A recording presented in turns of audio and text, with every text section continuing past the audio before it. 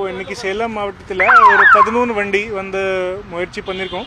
இதோடைய மெயின் முக்கியமான பர்பஸ் என்ன, 24/7 இவர் வந்து பெட்ரோலில் இருப்பாங்க. 2 பேர் மாற்றி மாற்றி 3 ஷிஃப்ட்டில் போட்டிருப்போம்.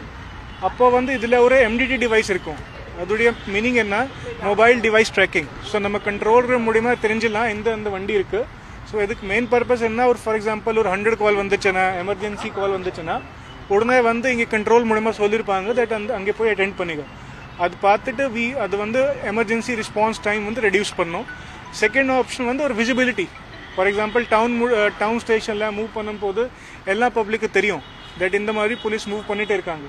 ஸோ இது வரைக்கும் 13 வண்டி இந்த மாதிரி ரெடி பண்ணியிருக்கோம், எல்லாம் with siren lighting and MDT. அப்போது இனிமேல் வந்து இது இன்க்ரீஸ் ஆக போகிறோம்.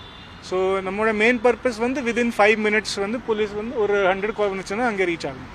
நன்றி. எந்தெந்த ஊருக்கு இது வந்து இப்போ பார்த்தீங்கன்னா ஆத்தூர் சப் டிவிஷனில் பார்த்தீங்கன்னா Attur town and Thalaivasal cover பண்ணியிருக்கோம்.